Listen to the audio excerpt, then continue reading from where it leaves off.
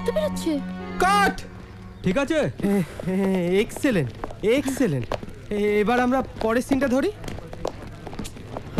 ঠিক আছে, makeup makeup.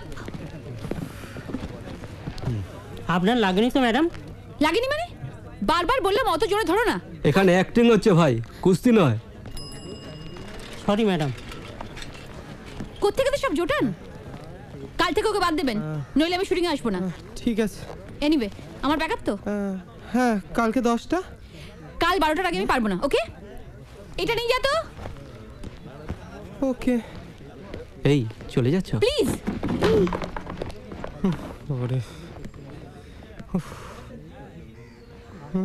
আমি কিন্তু কাল 2টোর পরে নেই। Joseph, Joseph. এই কে রে? কতবার বলেছি গাড়িটা ফ্লোরের সামনে পার্ক করবে, সেজন্য তোমাকে মাইনে দেওয়া হয়। ওকে? হ্যাঁ বলো। আর বলো না, যত অপদার্থগুলোকে নিয়ে আমার কাজ। বাড়ি যাব, আর একদম উল্টোপাল্টা ব্রেক দেবে না। ওকে? না না, তোমায় বলছি না, বলো না। আমার শুটিং তো শেষ হয়ে গেছে।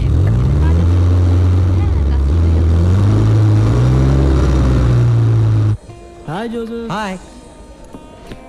Hello. Hi hello Joseph. Hello hello hi hi guys. Hi. এই যে কটা বাজে? কটা চাই আপনার?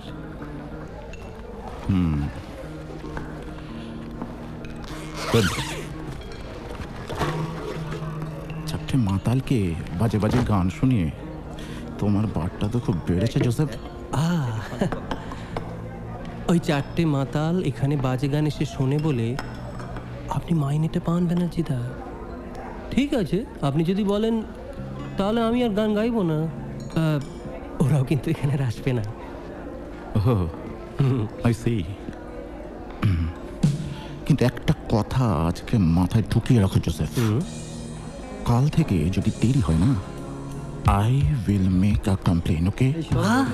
প্লিজ প্লিজ করবেন, প্লিজ। Excuse me, please.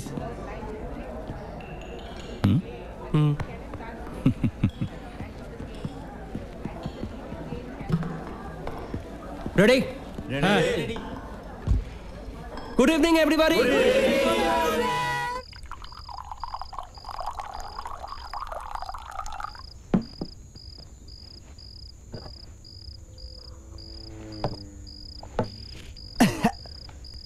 এই তোর এই সদীপানাটা ছাড়তো।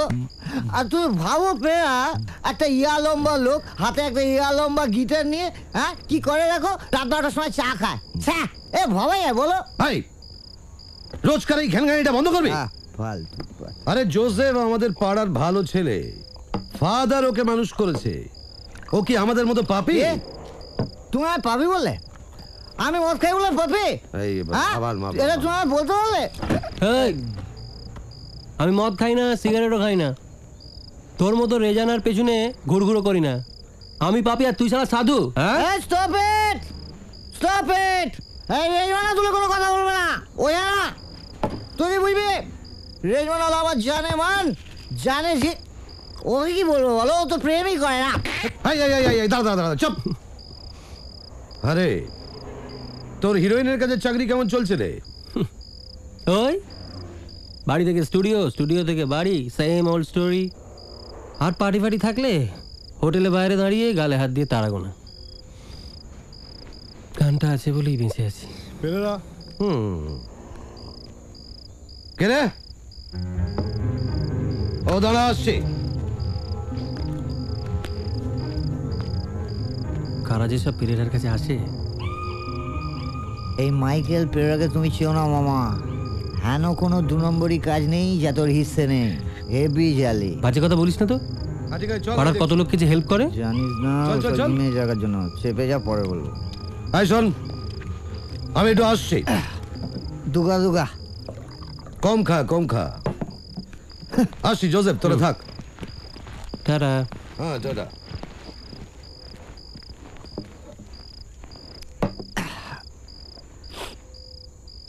হ্যাঁ জোসেফ, তুই যে রোজ একা একা ঘরে যাস, তোর খারাপ লাগে না? লাগতো, একসময় লাগতো। ছোটবেলায় যখন প্রত্যেক ক্রিসমাসে সবার বাড়িতে আলো জ্বলতো, বাবা মারা তাদের বাচ্চাদের জন্য নানান রকম উপহার নিয়ে আসতো, আমি ওই কবরখানায় গিয়ে বসে থাকতাম।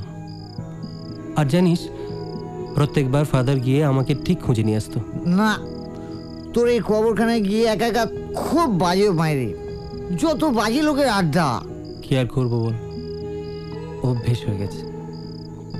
ছোটবেলায় ফাদার আমাকে বুঝিয়েছিলেন আমার বাবা আর মা নাকি দুজনেই জিসাসের কাছে চলে গেছেন, তাই আমি তাদের আর দেখতে পাই না। শুনেছি ওই কবরখানাটার মধ্যে তাদের নামে দুটো ফলক আছে।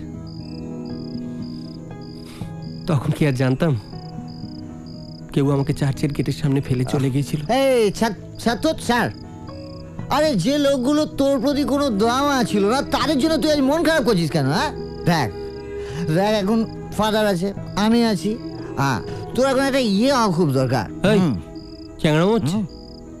কে করবে আমার সঙ্গে ইয়ে?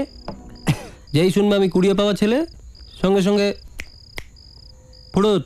না, হবে হবে, তোর হবে। হ্যাঁ হবে, কিন্তু প্রশ্নটা হচ্ছে কবে? ঠিক আছে, একটু চাপ, হ্যাঁ ঠিক আছে।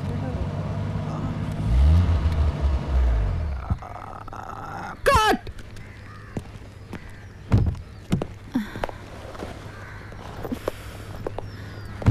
মাথাটা ভীষণ ব্যথা করছে, অ্যানাসিড এনে দে তো। Good morning. Good morning. Amit দা, আমাকে একটু তাড়াতাড়ি ছেড়ে দেবে প্লিজ, ভীষণ কাজ আছে। চলো দেখি।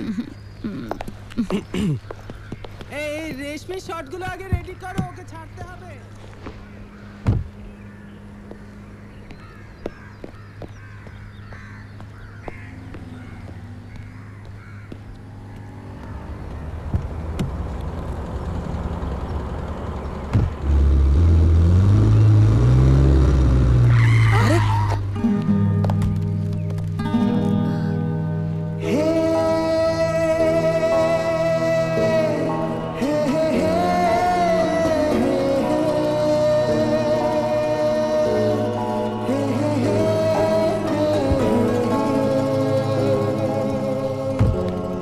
অদ্ভুত তো, এত বড় একটা গাড়ি চোখে। ও সরি, আমি আসলে বুঝতে পারিনি। না না ঠিক আছে, আমাকে একটু রাস্তাটা ক্রস করিয়ে দেবেন? কোথায় যাবেন আপনি? ভবানীপুর, সামনের বাসটা অবধি পৌঁছে দিলেই হবে। আমি আপনাকে পৌঁছে দিই? না না, আপনি কেন মিছিমিছি কষ্ট করবেন? আসলে আমি ওই দিকেই যাচ্ছি। আর তাছাড়া পাপের প্রায়শ্চিত্ত না করলে নরকে যাওয়ার ভয় থাকে। আসুন। আপনি খামোখা প্লিজ।